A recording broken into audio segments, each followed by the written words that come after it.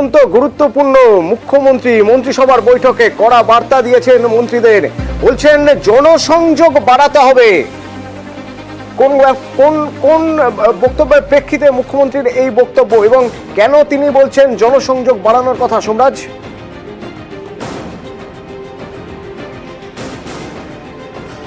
দেখো, আজকে যখন রাজ্য মন্ত্রিসভার বৈঠক হয় সেই সময় মুখ্যমন্ত্রী মমতা বন্দ্যোপাধ্যায় জনসংযোগের বার্তা দেন রাজ্য মন্ত্রিসভার সদস্যদের।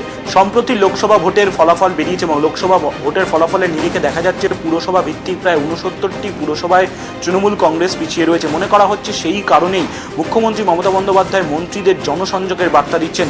তিনি স্পষ্টতই আজকে রাজ্য মন্ত্রিসভার বৈঠকে বলেছেন, যেটা নবান্ন সূত্রে খবর, যে মানুষের কাছে যেতে হবে, না হলে কিন্তু ভোটে জেতা যাবে না। অর্থাৎ জনসংযোগ যে আরো বাড়াতে হবে সেই কথা আরো একবার মনে করিয়ে দিলেন রাজ্য মন্ত্রিসভার সদস্যদের মুখ্যমন্ত্রী মমতা বন্দ্যোপাধ্যায়। পাশাপাশি সামনেই রথ আসছে, তারপর মহরম রয়েছে, সেক্ষেত্রে রাজ্য মন্ত্রিসভার সদস্যরা যাতে নিজের নিজের এলাকায় থাকেন এবং সতর্ক থাকেন তা নিয়েও বার্তা এদিনের মন্ত্রিসভার বৈঠকে দিয়েছেন মুখ্যমন্ত্রী। ধন্যবাদ।